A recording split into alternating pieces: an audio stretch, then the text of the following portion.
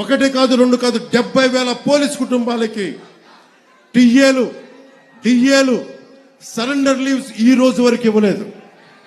దీని మీద ఒక్కడు స్పందించడు. పోలీసుల శ్రమశక్తిని కూడా దోపిడీ చేసేవాడు జగన్. ఇలాంటి వ్యక్తి ఇంకొకసారి అవకాశం ఇస్తే మీరు ఏం జరుగుతుందో మీరు ఆలోచించండి. మేము రోడ్ల మీదకి వచ్చి కొట్లాడాల్సి వస్తుంది. మీ భవిష్యత్తు కోసం ఉన్న ఇక్కడ మంత్రిని చూశారు, సివిల్ సప్లైస్ మంత్రిని. కొడుకు ఒకవైపు, అతను అనుచరులు ఒకవైపు, కనీసం వాళ్ళ దోచుకున్న సొమ్ముతోటి కనీసం ఇక్కడ పరిశ్రమలు కూడా పెట్టాలి. ఎక్కడో తెలంగాణలో బాలానగర్లో ఇక్కడ కూర్చొని స్టీల్ ఫ్యాక్టరీలు పెట్టుకున్నారు. అక్కడికి వెళ్ళి ఇక్కడ దోచేసిన డబ్బుతోటి, ఇక్కడ టీడీఆర్ బాండ్లతోటి దోచేసిన డబ్బుతోటి వెళ్ళి తెలంగాణ హైదరాబాద్ లో బాలానగర్ లో ఫ్యాక్టరీలు పెట్టుకున్నారు. కనీసం అవినీతి డబ్బుతోటి కనీసం ఇక్కడ పరిశ్రమలు పెట్టినా కానీ కొద్దిమంది కనీసం ఉపాధి అవకాశాలను వచ్చిండే. వాడు కనీసం ఆ జ్ఞానం కూడా లేదు ఆ మనుషులకి.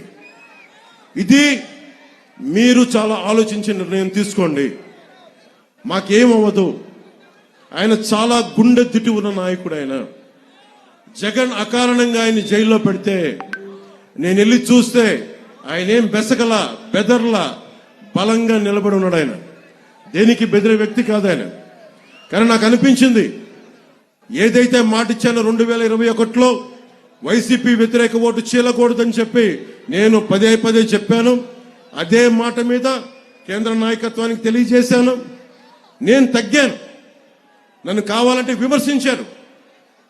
ఎందుకు నిలబడ్డానంటే ఆంధ్రప్రదేశ్ యువత, ఆంధ్రప్రదేశ్ భవిష్యత్తు పాడవకుండా ఉండాలంటే నేను ఒక పిసరు తగ్గితే నేనేం తగ్గిపోను. ఎక్కడ నెగ్గాలో కాదు, ఎక్కడ తగ్గాలో తెలియాలి.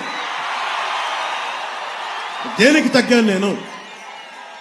ఇక్కడ అభ్యర్థిని అనౌన్స్ చేసిన తర్వాత కూడా ఎందుకు తగ్గాల్సి వచ్చింది అంటే, మా వాళ్ళు ఒకళ్ళు తగ్గుతారు కానీ మీరు గెలుస్తారు, మీకు ఉపాధి అవకాశాలు వస్తాయి.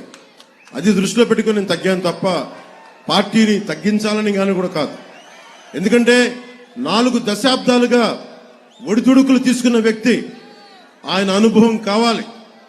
అలాగే నేను ఎక్కడ సమస్య ఉన్నా, ఉదాహరణకి ఉద్దానం కిడ్నీ సమస్యకే 2014లో ఆయన మీద నాకు ఉన్న గౌరవం ఏంటంటే, 2014లో ఉద్దానం కిడ్నీ సమస్య అప్పుడు గుర్తించి శ్రీకాకుళం వెళ్ళి నేను తిరిగితే ఆయన దృష్టికి తీసుకొస్తే 24 గంటలు తిరక్క ముందే మొత్తం ఉన్నతాధికారులు బృందాన్ని పిలిపించి మంగళగిరిలో కూర్చొని, క్యాంప్ ఆఫీసులో కూర్చొని మొత్తం ఏం చేయాలని చెప్పి వెంటనే తక్షణంగా దానికోసం ఒక రిలీఫ్ ప్రోగ్రామ్ చేశారు.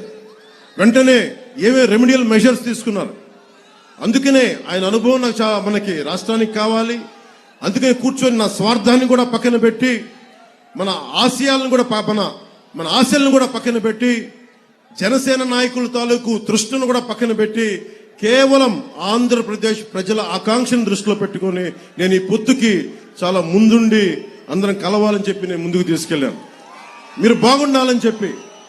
మీకు ఈ వ్యక్తి నేను నా నోట్లోంచి ఉచ్చరించేంత స్థాయి కూడా లేదు ఈ సివిల్ సప్లైస్ మంత్రికి. ఇలాంటి మంత్రుల్ని, ఇలాంటి అభ్యర్థుల్ని, ఇలాంటి రాజకీయాల్లోంచి తన్ని తగలేసేయాలి, బయటికి గోస్తని నదిలో కలిపేయాలి ఇలాంటి వ్యక్తుల్ని. ఎంత అలుసు నీకు, ఎంత పొగరు నీకు, ఎంత అహంకారం నీకు, ఎంత దురహంకారం నీకు. రైతు ఏడుస్తా ధాన్యానికి మొలకలు వచ్చినాయి అంటే నువ్వు బూతులు తిడతావా? నీ అహంకారాన్ని నేల కింద రాచే రోజులు వస్తున్నాయి, మర్చిపోకు. నేను ఓట్ల కోసం కానీ నేను ప్రజలు బాగుండాలని ఆకాంక్షించేవాడిని.